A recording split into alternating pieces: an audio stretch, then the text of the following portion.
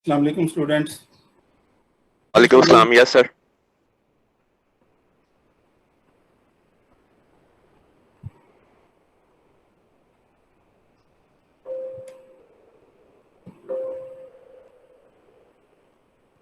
Okay जी, thank you.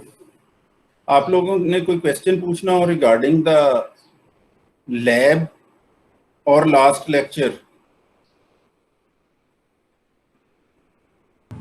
Sir lab 11 का task 1 एक दफ़ा बता दें, वो समझ नहीं आ रहा कि बेसिकली इसमें करना क्या है, उसको बता दें सर।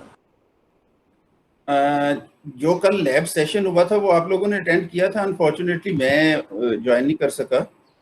यस सर, वो ये बता रही थी कुछ, लेकिन उनकी बात समझ नहीं आ रही थी, उन्हें मेरी नहीं आ रही थी, तो इसलिए फिर मुझे क्लियर नहीं हुई। ठीक है, ओके। मैं at the end of the class आप मुझे बता दीजिएगा, मैं इंशाल्लाह आपसे डिस्कस कर लूंगा। जो और स्टूडेंट्स रुकना चाहें वो भी रुक सकते हैं जी। लैब के अलावा कोई और चीज?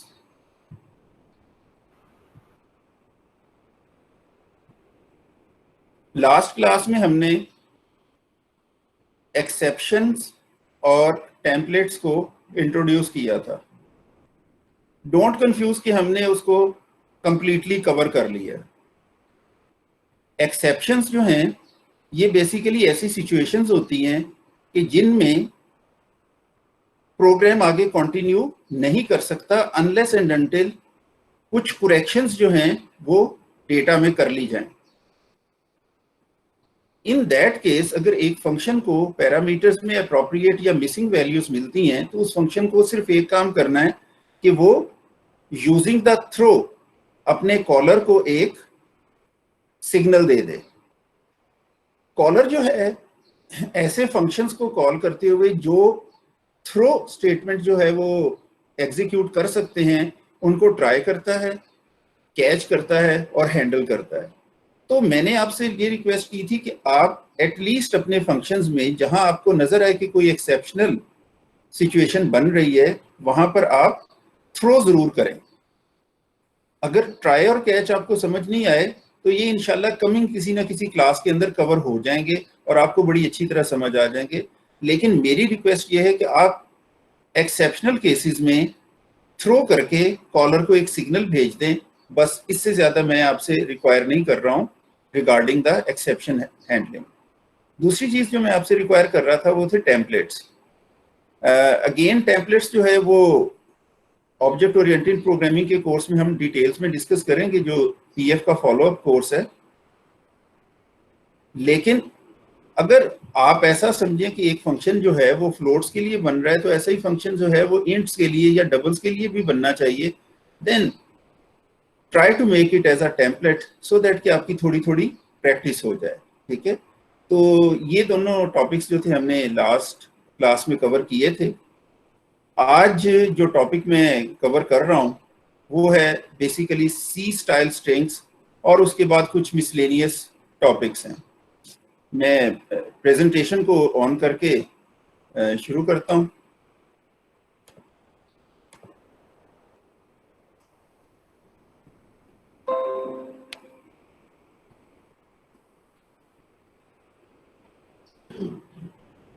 जी स्टूडेंट्स, तो टॉपिक है सी स्टाइल स्ट्रिंग्स का।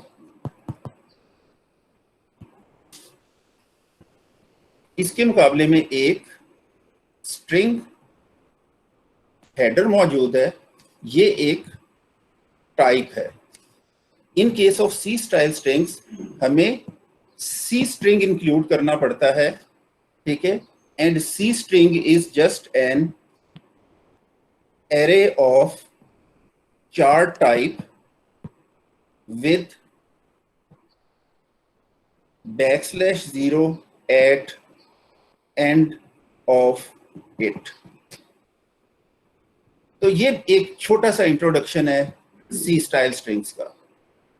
हमने अभी तक जो स्ट्रिंग डेटा टाइप यूज की है वो इस कैटेगरी में फॉल करती है। ये एक टाइप है, इस टाइप के आप वेरिएबल्स बनाते हैं और उसके बाद आप उसे एज अ पैरामीटर्स भेजते हैं, इनपुट लेते हैं, आउटपुट लेते हैं। ठीक है, वो एक प्रॉपर टाइप है और ये टाइप जो है ये C++ की डेटा टाइप है। इसके मुकाबले में एक ओल्डर स्ट्रिंग्स भी C++ में एग्जिस्ट करते हैं जो due to the C language हैं। C लैंग्वेज में जो स्ट्रिंग्स थे वो बेसिकली कोई वेल नोन डेटा टाइप नहीं थी, कोई फुल डेटा टाइप नहीं थी, कोई कंप्लीट डेटा टाइप नहीं थी, but in C language an array of character with a \0 at the end of a string is a C style string। तो आप मेरी बात समझ रहे होंगे कि कोई भी कैरेक्टर एरे जो है वो एक C में, और इनफैक्ट C की वजह से C++ में बिहेव करती है एज अ C स्ट्रिंग। मैं इसकी एक छोटी सी एग्जांपल दे के आगे बढ़ता हूं, ठीक है।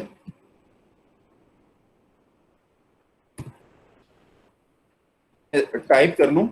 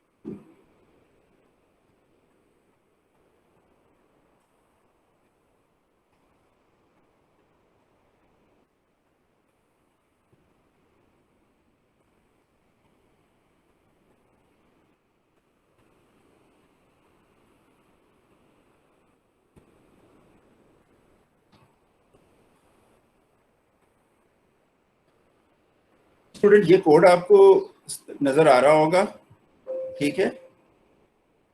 इस कोड में मैंने बेसिकली बहुत सिंपल सा कोड है, मैंने एक एरे डिक्लेयर की ऑफ टाइप 4, उसको मैंने इन कैरेक्टर्स से इनिशियलाइज कर दिया है, और उसके बाद मैंने यहां पर उस कैरेक्टर एरे को आउटपुट किया है। आप ये सब जानते हैं कि एरे को आउटपुट नहीं किया जा सकता, लेकिन यहां पर मैंने उसे आउटपुट किया है। सो इस कोड को अगर मैं कंपाइल करता हूं,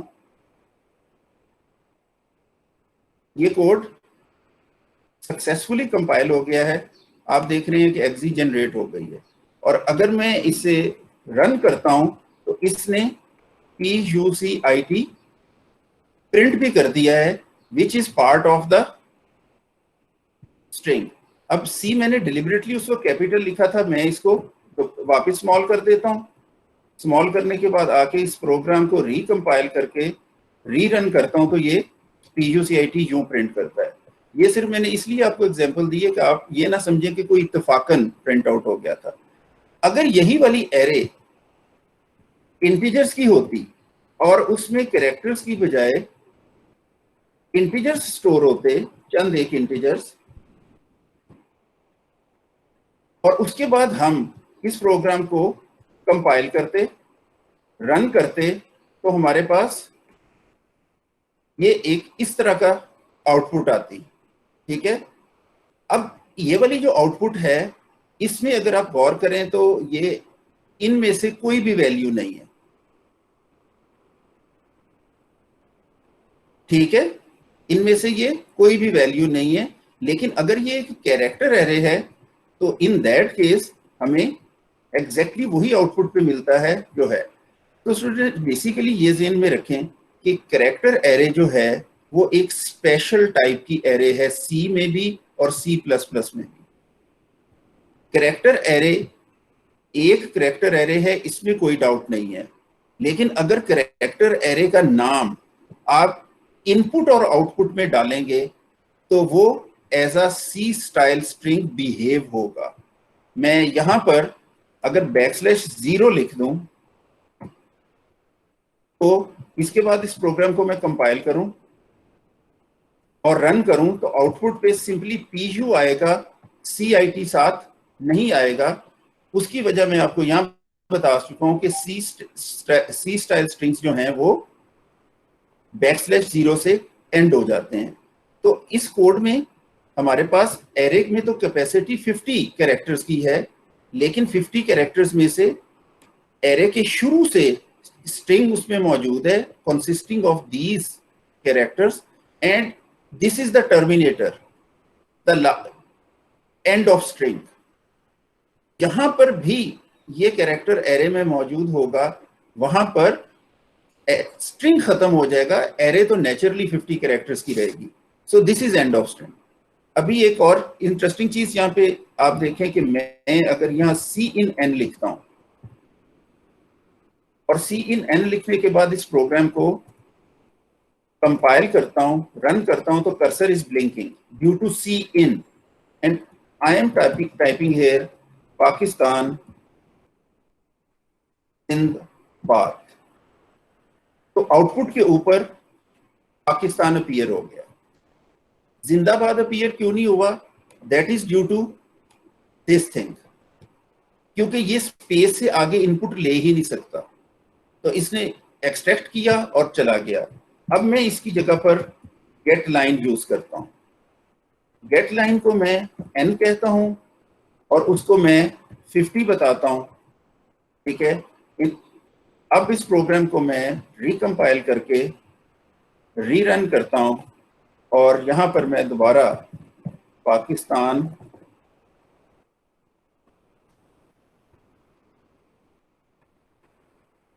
लिख के एंटर करता हूं तो ये पूरा पाकिस्तान जिंदाबाद आउटपुट पे दे रहा है। तो इस कोड से आप सिंपली ये समझें कि जो एक कैरेक्टर एरे है वो एज अ स्ट्रिंग ट्रीट हो रही है। In case of input and output, files में से हो या किसी और स्ट्रीम में से हो या स्टैंडर्ड C_in C_out यानी IO स्ट्रीम में से हो, character array in case of input and output behave करती है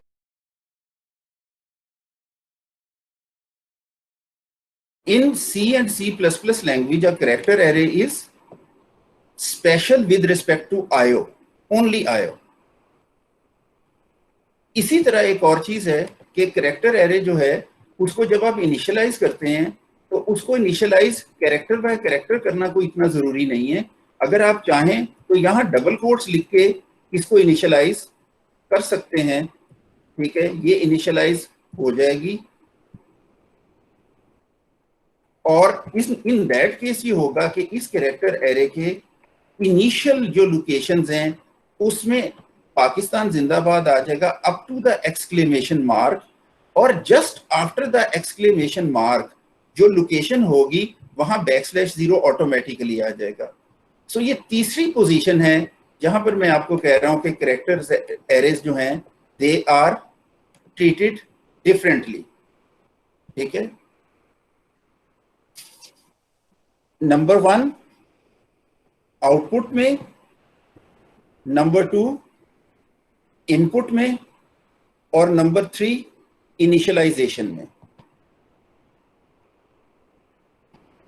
इन 3 पॉइंट्स के ऊपर जो कैरेक्टर एरेज हैं वो बिहेव करती हैं like strings. Other than that at every situation they are nothing but character arrays. तो इन 3 मौकों के ऊपर इसका बिहेवियर डिफरेंट है। अब अगर मैं इस कोड को कंपाइल करूं और आपके सामने इसे एग्जीक्यूट करूं, सो ये पाकिस्तान जिंदाबाद up to exclamation mark output पे दे देगा। लेकिन अगर मैं इसके अंदर एक छोटा स्ट्रिंग लिखूं, ठीक है, मसलन BSE, ठीक है, इन दैट केस मैं इस प्रोग्राम को कंपाइल करता हूं, रन करता हूं तो ये आउटपुट पे BSE देगा।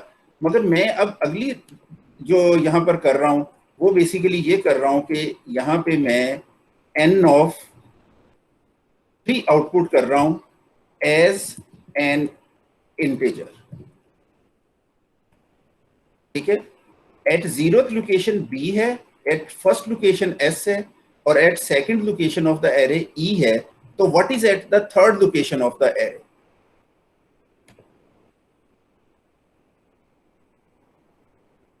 So it is 0 there.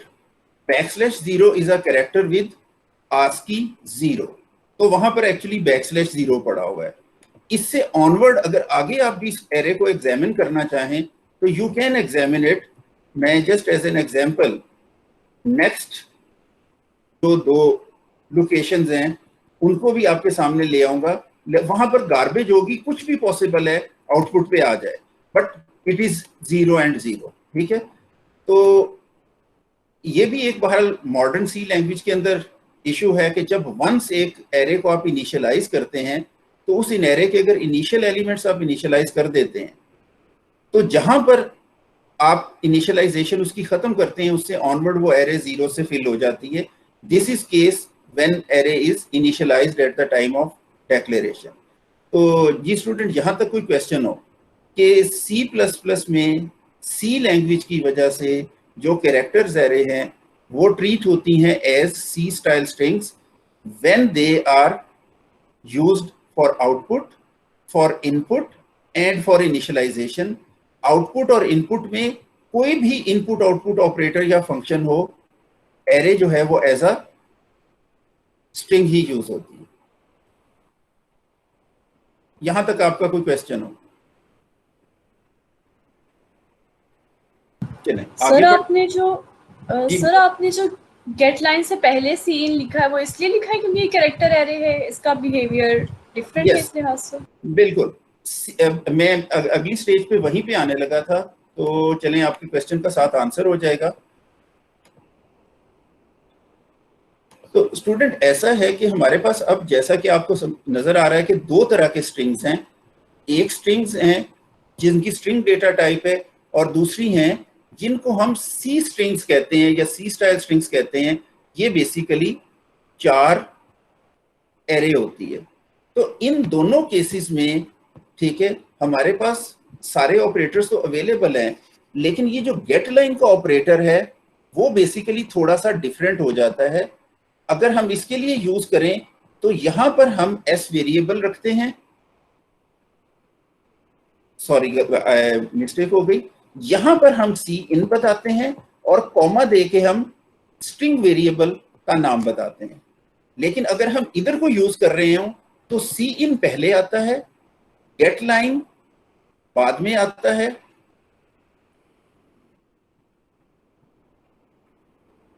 और यहां पर एरे का नाम आ जाता है और उसके बाद आगे लेंथ आ जाती है। ये आप सबको आइडिया है। I am putting 50 as length, मैं उसको कीवर्ड लेंथ से ही रिप्रेजेंट कर देता हूं, ठीक है। एंड ऑब्वियसली दोनों में डिलिमिटर तो मौजूद है। तो गेट लाइन से अगर हम इनपुट लेना चाहें स्ट्रिंग की जो कि हमें रिक्वायर्ड होती है, उन दोनों में थोड़ा सा फर्क है।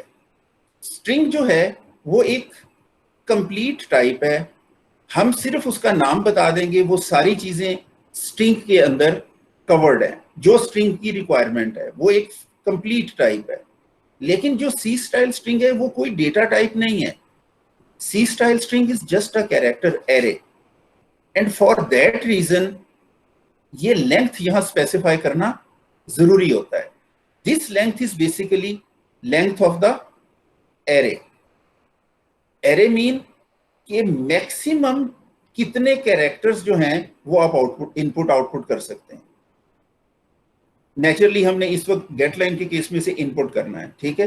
तो कितने कैरेक्टर्स इनपुट हो सकते हैं मैक्सिमम, ये चीज हम ऑलरेडी पढ़ चुके हैं जब हम गेट लाइन हमने फर्स्ट टाइम पढ़ा था कि अगर यहां पर हम लेंथ स्पेसिफाई करते हैं तो मैक्सिमम लेंथ -1 कैरेक्टर्स जो हैं वो एक्सट्रैक्ट होंगे फ्रॉम द स्ट्रीम, वो एरे में चले जाएंगे और आखिरी जो पोजीशन होगी वहां पर \, 0 आ जाएगा।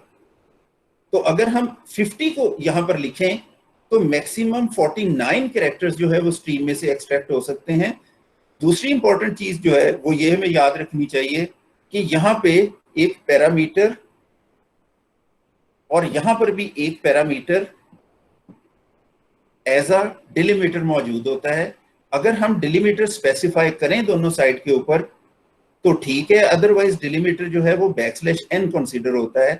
तो 50 कैरेक्टर्स से पहले पहले यहां पर \n आ जाना चाहिए। अगर 50 कैरेक्टर से पहले \n अपीयर नहीं होगा इन द इनपुट बफर तो स्ट्रीम जो है वो एरर स्टेट में चली जाएगी और फिर हमें उसे क्लियर करना होगा। But in case of C style strings ऐसी कोई रिक्वायरमेंट नहीं है कि \n जो है वो इतने कैरेक्टर से पहले आना चाहिए। All it depends upon formatted और अनफॉर्मेटेड IO।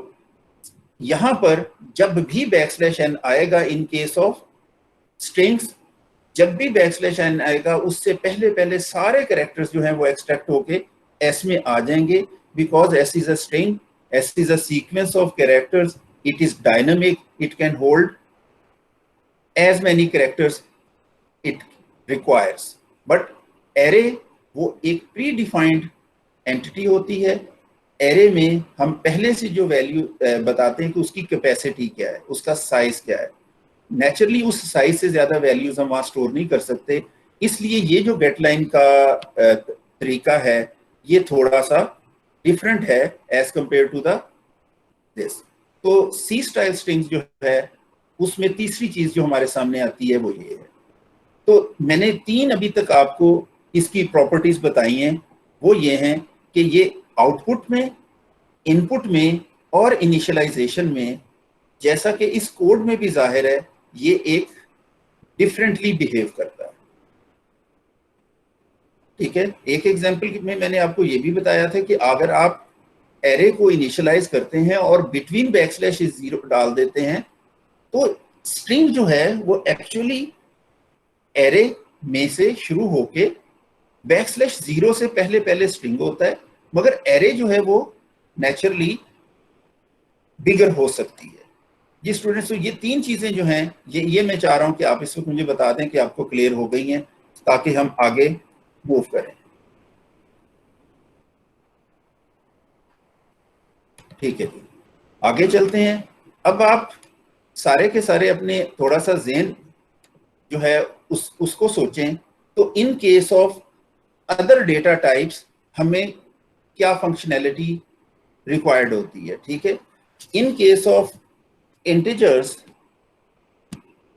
और फ्लोट्स और अदर डेटा टाइप्स, ठीक है, we can have addition, subtraction, multiplication, division, assignment और काफी सारे जो डिफरेंट ऑपरेशंस हैं या फिर फंक्शंस हैं, वो हमें अवेलेबल होते हैं for these built in data types. अब ये वाले जो ऑपरेशंस हैं ये स्ट्रिंग्स पे मुमकिन नहीं है, सी स्टाइल स्ट्रिंग्स के ऊपर, because C style string is an array. ठीक है, these operations are not possible on arrays. So being a C-style string, being C-style string an array, अगर आप एक कैरेक्टर एरे बनाते हो C1 और उसको आप एक स्ट्रिंग असाइन करते हो A, B, C, whatever it is, और आप एक और कैरेक्टर एरे बनाते हो C2 of sufficient size, तो लेटर स्टेज के ऊपर अगर आप ये करना चाहो C2 is equal to C1, तो ये नॉट अलाउड है ये statement. The reason being C2 is an array and C1 is an array, they are not variables. एक एरे दूसरी एरे को असाइन नहीं हो सकती। तो in case of C style strings this is not possible, but this type of assignment is possible for C++ strings, ठीक है ना? This is possible, is okay, because C++ के जो स्ट्रिंग्स हैं वो एक बाकायदा टाइप है. What I am saying here is कि आप अगर एक वेरिएबल बनाते हैं स्ट्रिंग टाइप का S1 और उसमें कोई भी ABC आप स्टोर करते हैं और एक दूसरा स्ट्रिंग वेरिएबल आप बनाते हैं S2, तो you can do S2 is equal to S1. This is allowed because S1 and S2 are variables of type strings और एक वेरिएबल दूसरे वेरिएबल को असाइन हो जाता है. लेकिन इन case of arrays this is not possible. ठीक है जी. Why not possible? Due to, ठीक है, ये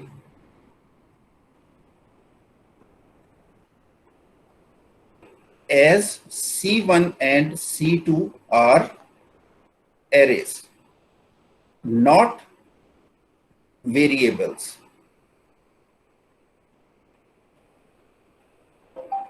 तो स्टूडेंट ये जो असाइनमेंट की फंक्शनैलिटी है या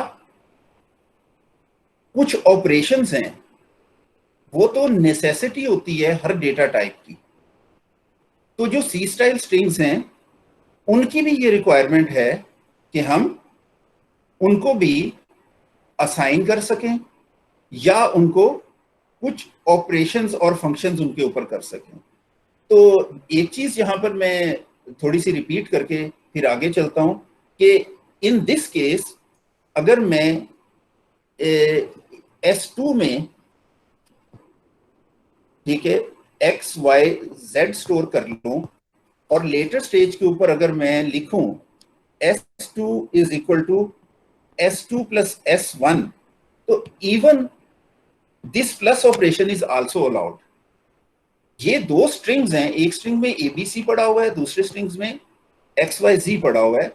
तो S2 प्लस S1 जब दो स्ट्रिंग्स आपस में प्लस ऑपरेटर से ऑपरेट होंगे तो एक बड़ा स्ट्रिंग बन जाएगा जो उन दोनों को ज्वाइन करने से हासिल होगा और ये वाली जो वैल्यू है ये S2 को असाइन हो जाएगी.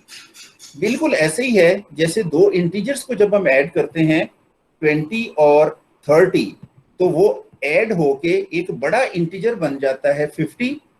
एग्जैक्टली उसी तरह जब दो छोटे स्ट्रिंग्स को ऐड किया जाता है तो वो ऐड होके एक बड़ा स्ट्रिंग बन जाता है. पर ये डिबेटेबल है. प्लस ऑपरेटर जो है वो स्ट्रिंग्स के केस में हमें अवेलेबल है to join the two strings.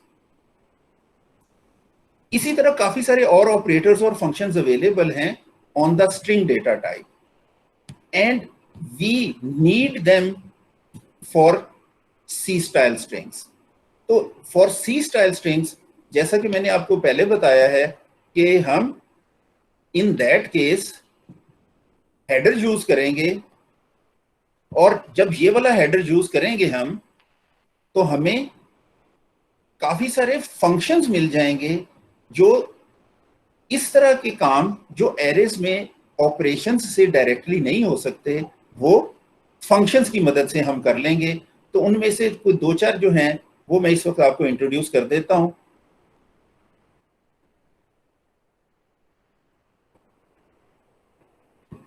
मसलन एक जो फंक्शन है वो कहलाता है strcpy. इसको हम पहले डेस्टिनेशन बताते हैं फिर सोर्स बताते हैं. तो ये वाला फंक्शन क्या करता है, ये सोर्स को डेस्टिनेशन में कॉपी कर देता है. आई मीन टू से कि ये बेसिकली ये वाला ऑपरेशन करेगा. ठीक है. तो इस ऑपरेशन को करने के लिए हमें एक फंक्शन चाहिए. When source and destinations are C strings या 4 एरेज हैं. सो इन दैट केस हम डायरेक्टली एक स्ट्रिंग दूसरे स्ट्रिंग को असाइन नहीं कर सकेंगे if it is a C string. तो फिर हमें ये फंक्शन कॉल करना पड़ेगा. अब इस फंक्शन को हमने इस्तेमाल बिल्कुल वैसे ही किया है जैसे हम असाइनमेंट कर रहे हैं. कि इसका पहला आर्गुमेंट एक लेफ्ट हैंड साइड है और दूसरा आर्गुमेंट एक राइट हैंड साइड है, और दोनों के दोनों क्या हैं? दोनों ही कैरेक्टर एरेज हैं। मगर ये दोनों कैरेक्टर एरेज जो हैं, इनमें कहीं ना कहीं एट द एंड बैकस्लैश 0 या नल कैरेक्टर होगा। इसी तरह हमारे पास एक और फंक्शन है जो हम यूज करेंगे, वो रिलेटिवली सिंपल फंक्शन है, वो कहलाता है strlen फंक्शन। इसको अगर हम एक सी स्ट्रिंग पास करें, ठीक है, तो ये उसकी हमें लेंथ रिटर्न कर देता है।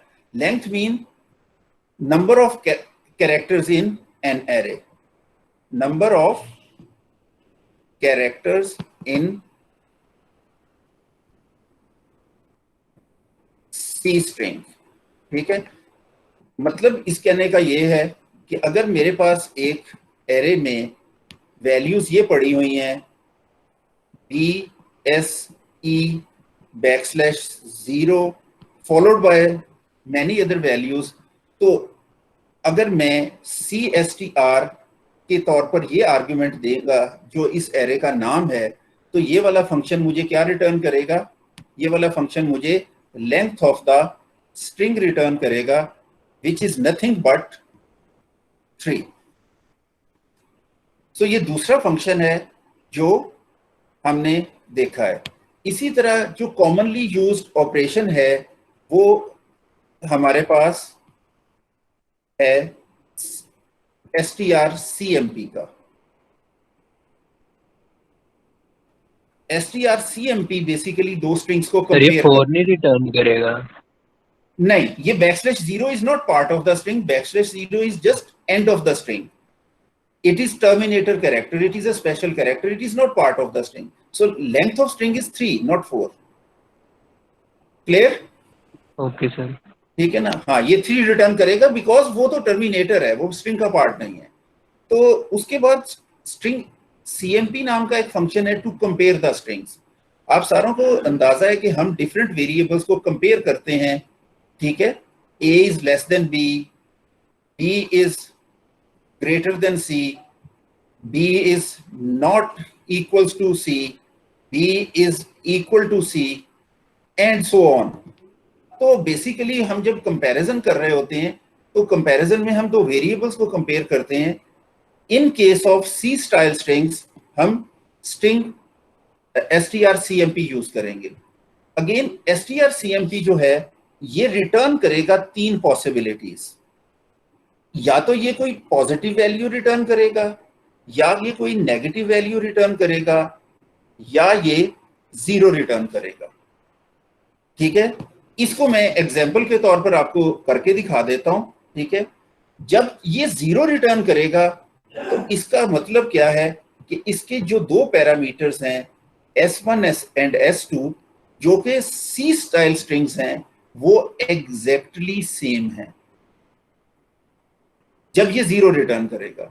जब ये पॉजिटिव रिटर्न करेगा दैट मीन्स कि string 1 is greater than string 2 और वाइस वर्सा। ये हम करके देख लेते हैं, आप इसे अपने तौर पर फिगर आउट कर लीजिएगा। मैं यहाँ पे आता हूँ और मैं यहाँ पे एक स्ट्रिंग C1 बनाता हूँ जिसमें मैंने BSc लिख दिया है, और एक स्ट्रिंग में C2 बनाता हूँ जिसमें मैं BCS लिख देता हूँ, और उसके बाद मैं एक इंटीजर वेरिएबल बनाता हूँ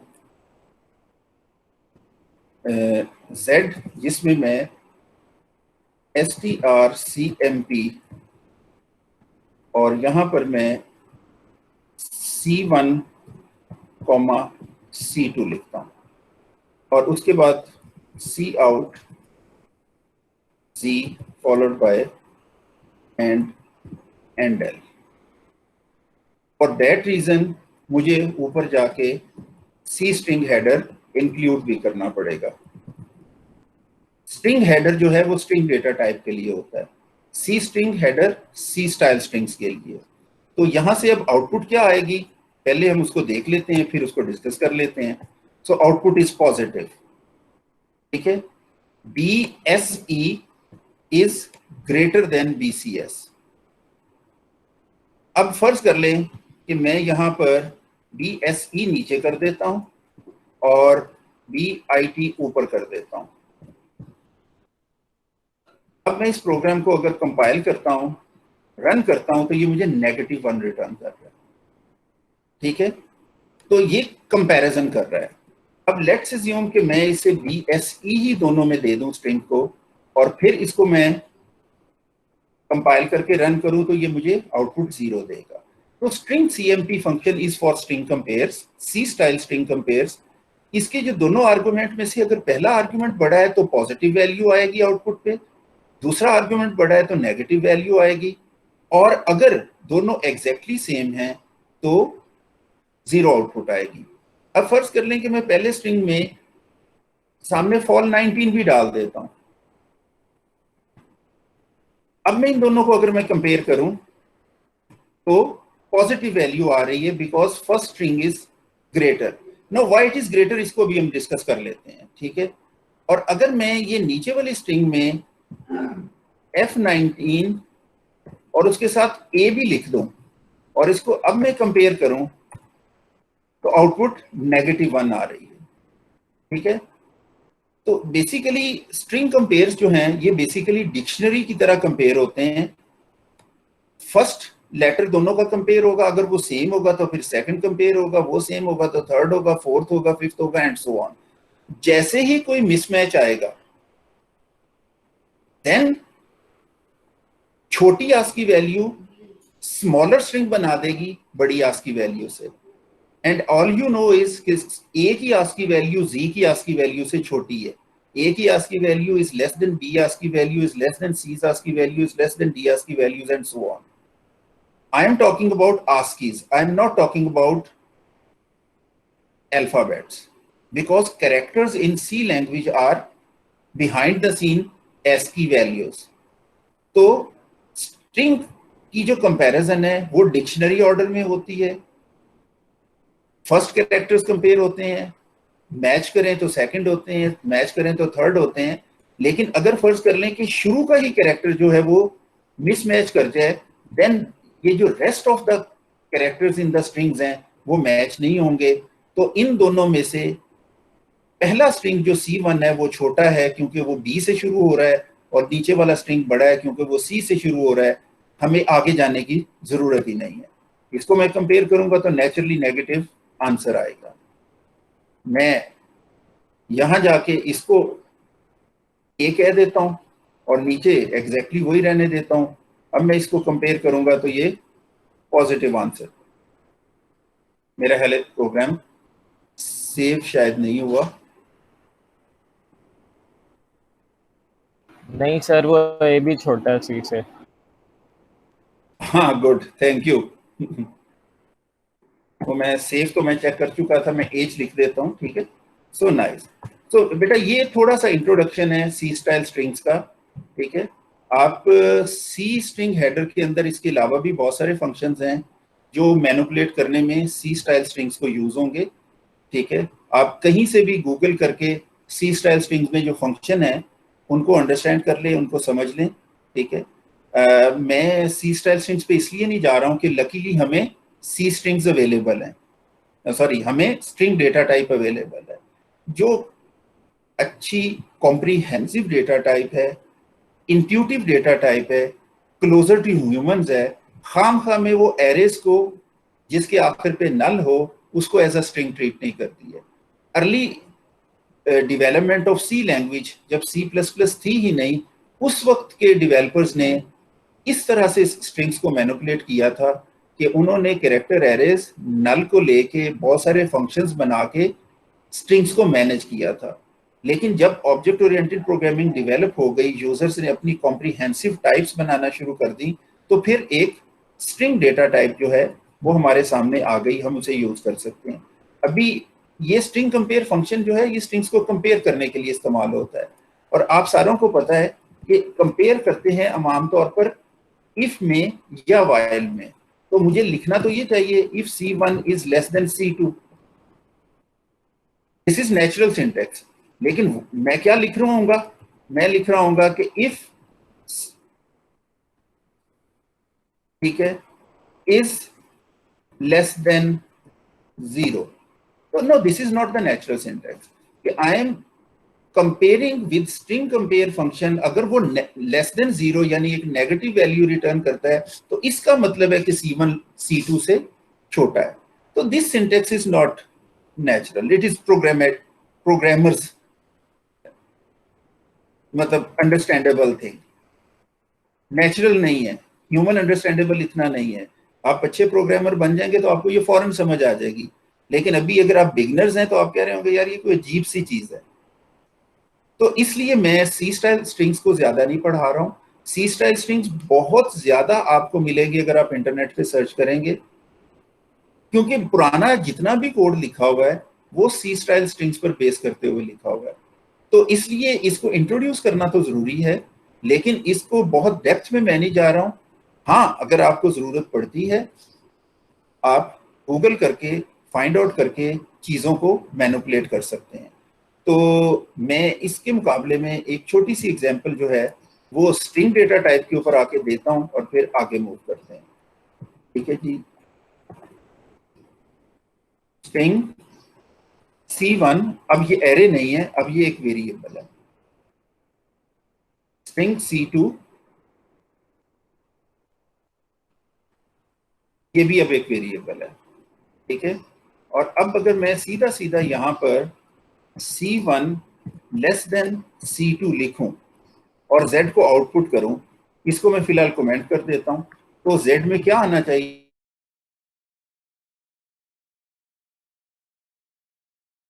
चलिए मैं कोशिश करता हूं कि लेक्चर को ना, मैं आपको ये कह रहा था कि हम एक एग्जांपल ले रहे थे स्ट्रिंग डेटा टाइप की, और स्ट्रिंग डेटा टाइप को हम कंपेयर कर रहे थे। तो आप ये देखें कि स्ट्रिंग डेटा टाइप को कंपेयर करने के लिए हमें कोई फैंसी किस्म के फंक्शंस की जरूरत नहीं है। हम वही नेचुरल सिंटा एक इंटीजर्स के लिए, डबल्स के लिए यूज करते हैं, because string is a type. C string is not a type, it is an array. हमने उस वक्त मैनेज किया था, अब हमने टाइप बना ली है। तो अगर मैं यहां पर इवन डबल इक्वल टू लिखता हूं और ये दोनों स्ट्रिंग्स को सेम कर देता हूं, सर स्लाइड तो शो नहीं हो ये रही। मुझे ट्रू रिटर्न करेगा। ओके बेटा, स्लाइड्स भी मैं ऑन कर लेता हूं।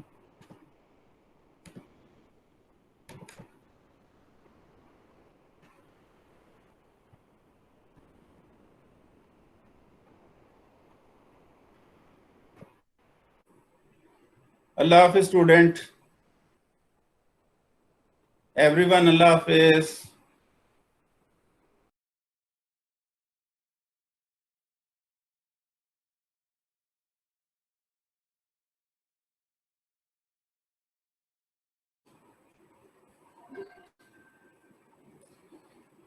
अस्सलाम वालेकुम स्टूडेंट्स, ये लेक्चर मैं इस वक्त ऑफलाइन रिकॉर्ड कर रहा हूँ सो दैट के जहाँ पर इंटरनेट की वजह से स्वेयर डिस्टर्बेंस आई थी वहाँ से थोड़ी सी कनेक्टिविटी हम कर लें और टॉपिक को प्रॉपरली क्लोज कर लें। इस वक्त मेरे पास एक स्ट्रिंग वेरिएबल है C1 जिसमें 19 है, दूसरा स्ट्रिंग वेरिएबल है C2 जिसमें ये है। अगर मैं C1 double equal to C2 करता हूँ like the normal variables integers floats, तो ये कंपैरिजन मुझे फॉल्स रिटर्न करेगा because they are not equal. And in this case हम एल्स पोर्शन में जाएंगे और C1 की लेंथ हम प्रिंट कर देंगे and the length of C1 string is 2 characters. In case of C style string हमें strlen फंक्शन कॉल करना पड़ता है जिसको हम वो आर्गुमेंट के तौर पर देते हैं।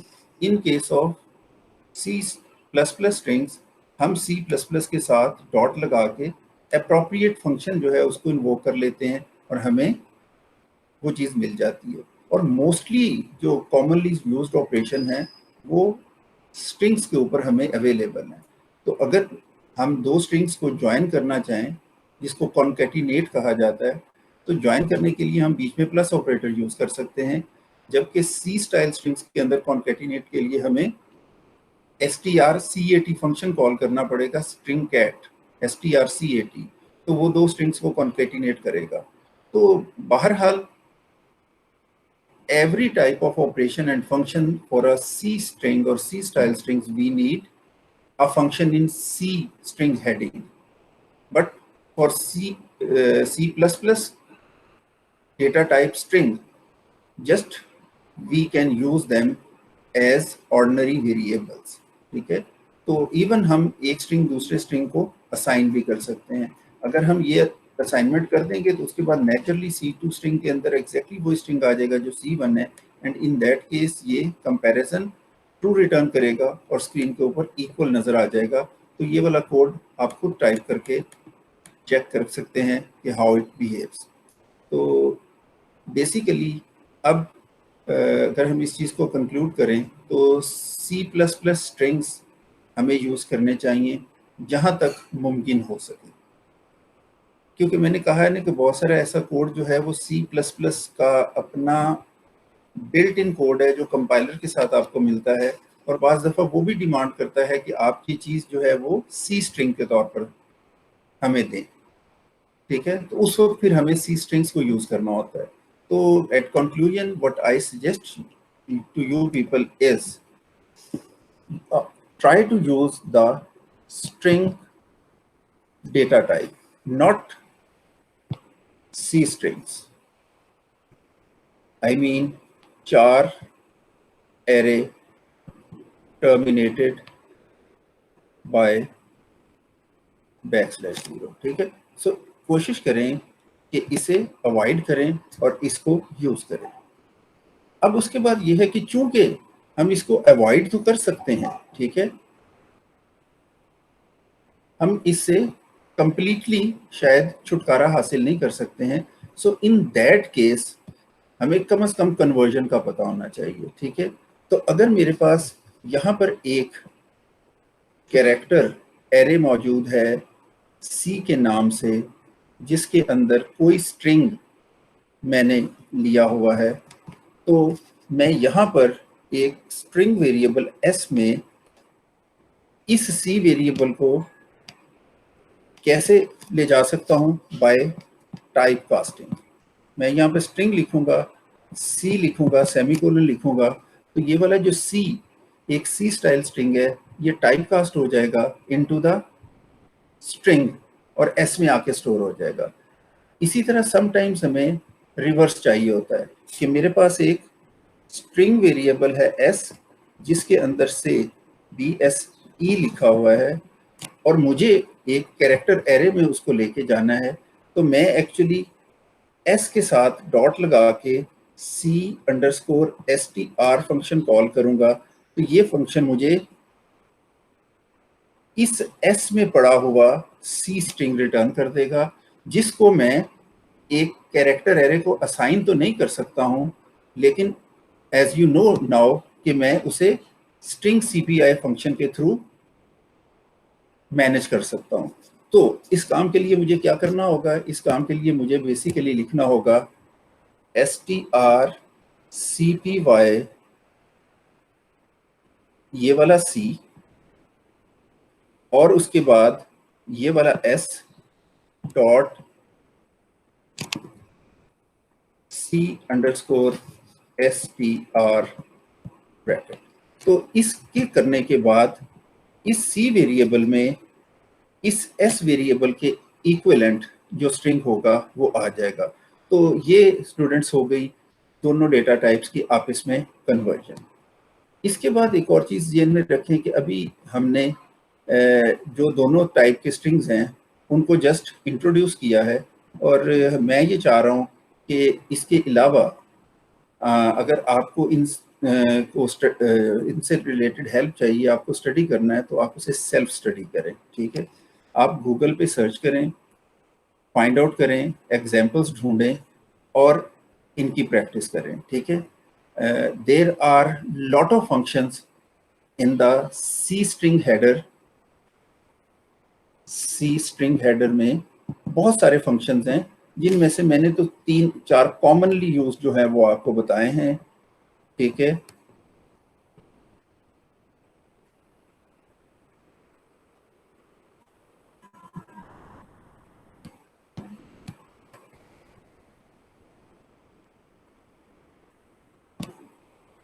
and we have even many functions here.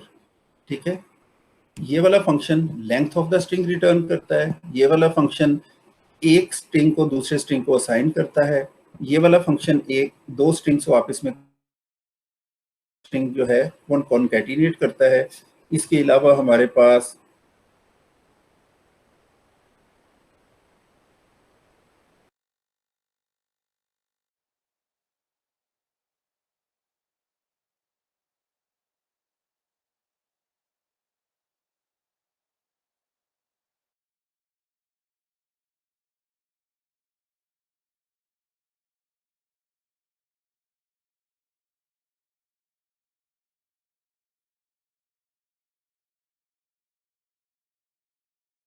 is dot c underscore str, ये भी s वेरिएबल के साथ डॉट लग के आएगा। ठीक है, so other than that we have find function, we have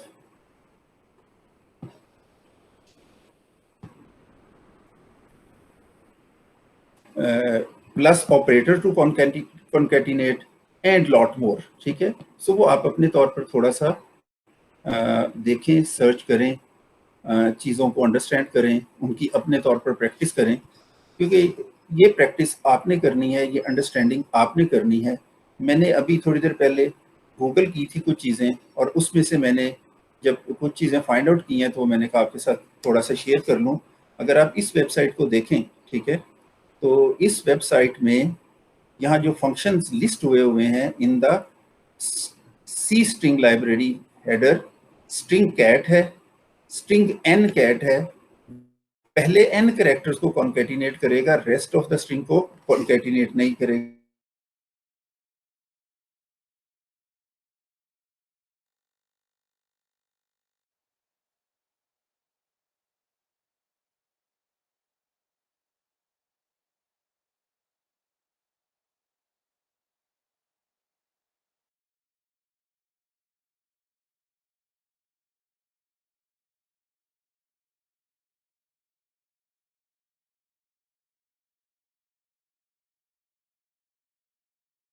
interest लेनी हो तो स्ट्रिंग RCHR है।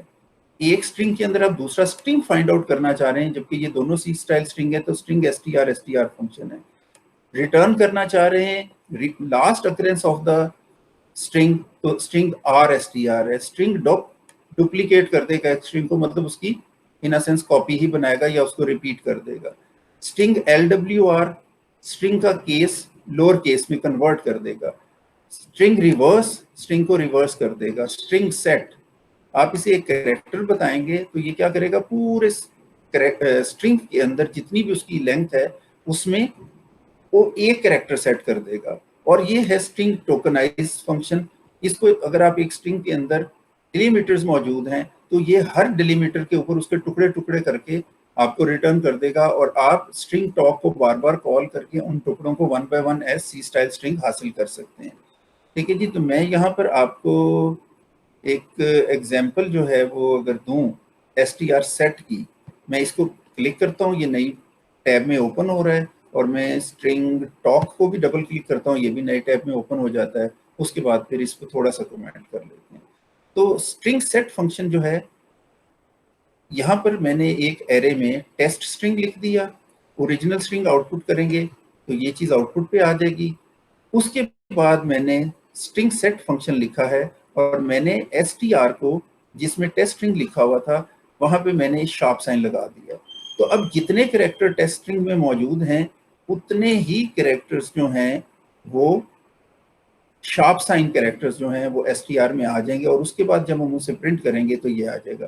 स्टूडेंट, यहाँ इसने प्रिंट एफ यूज किया है, हम सी आउट यूज करके भी स्ट्रिंग्स को चेक कर सकते हैं। तो बेसिकली जस्ट मैंने आपको बताना था कि ये स्ट्रिंग सेट फंक्शन ये काम करेगा। इसके अलावा मैंने कहा एक स्ट्रिंग टॉक फंक्शन है, ये टोकन बना देता है स्ट्रिंग के। टोकन्स का मतलब है कि ये स्ट्रिंग के टुकड़े कर देगा ओवर अ सेपरेटर। मसलन ये एक स्ट्रिंग है जिसमें test comma string 1 comma test comma string 2 comma colon test colon this लिखा हुआ है। तो अगर मैं इसके ऊपर इसे कहूँ पर str टॉक फंक्शन को कॉल करो, तो उसके बाद ये हम मुझे एक p रिटर्न करेगा where p is of type this, ठीक है। आप इसे एक कैरेक्टर एरे भी ले सकते हैं, बहरहाल इस टाइप का है, ठीक है। So while p is not equal to null, ये हमें लूप लगाना होता है, और फिर हम उसमें हमें वो जो p है वो फर्स्ट वो मिल जाता है अप टू द सेमीकोलन। जब दूसरी दफा इसको यहाँ नल लिख के इसी पे टोकनाइज करेंगे तो अब ये यहाँ से स्टार्ट होके नेक्स्ट यहाँ तक पहुंच जाएगा एंड सो ऑन, और जब p इटसेल्फ जो है वो नल हो जाएगा, इसका मतलब है कि हमें उसके सारे टुकड़े मिल गए हैं। यहाँ उसने उन टुकड़ों को सिंपली आउटपुट किया है। अगर हम चाहें तो हम इन टुकड़ों को क्या कर सकते हैं, हम इन टुकड़ों को फर्दर दूसरे स्ट्रिंग्स के अंदर सेव भी कर सकते हैं, ठीक है। तो यहाँ पर उसने बेसिकली दोबारा कॉमा सेमीकोलन के ऊपर उसे टॉक कर दिया था, लेकिन anyway you can get some simple example of these functions. तो ये हमारे पास बहुत सारी एग्जांपल्स हैं, ये मैंने काफ़ी सारी जगह पे सर्च किया था, वैरायटी ऑफ जगह के ऊपर मुझे डिफरेंट फंक्शंस मिल रहे थे, आप भी उनको one by one figure out कर सकते हैं, ठीक है। तो ये सारे के सारे इसी के अंदर इसके कंपैरिजन जो हैं वो अवेलेबल है, ठीक है। उसके बाद आगे बढ़ते हैं। तो स्ट्रिंग्स में जहाँ तक बात है, तो स्ट्रिंग जो है उसके साथ जो हमें फंक्शंस अवेलेबल हैं,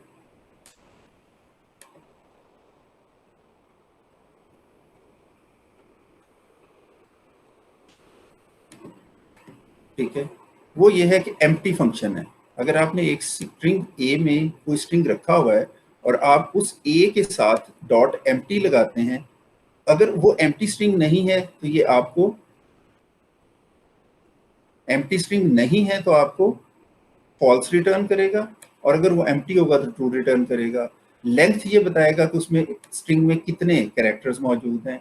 एट ये आपको बता देगा कि इस इंटीजर लोकेशन के पर कौन सा कैरेक्टर पड़ा हुआ है। मसलन हेलो में अगर मैं एट में 0 लिखूंगा तो ये एच बताएगा, और अगर मैं कोई और कैरेक्टर दूंगा तो ये अकॉर्डिंगली मुझे वो बता देगा।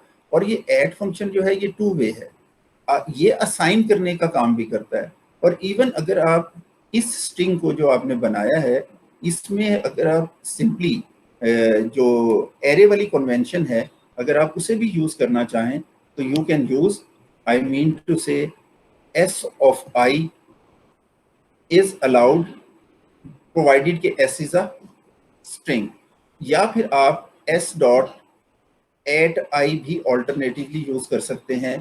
ये दोनों जो हैं ये दोनों एग्जैक्टली एक ही हैं, ठीक है। तो स्ट्रिंग्स के अंदर हमें इंडिविजुअल कैरेक्टर्स को अगर एक्सेस करना हो ith कैरेक्टर को तो वी कैन एक्सेस इट। अच्छा जी, इसके बाद C_str हमने डिस्कस कर लिया है। फिर कंपेयर है। तो अगर मैं एक स्ट्रिंग में टेस्ट लिखता हूं और उसको दूसरे टेस्ट स्ट्रिंग के साथ ही कंपेयर करता हूं, आंसर मेरा ट्रू आना चाहिए। Again string compare function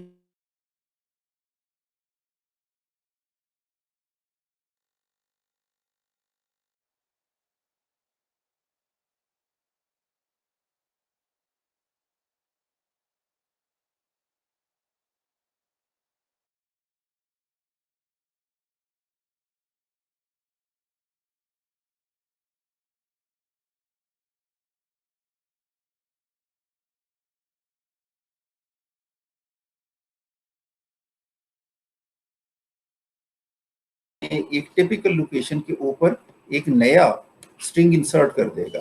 so अगर ओरिजिनल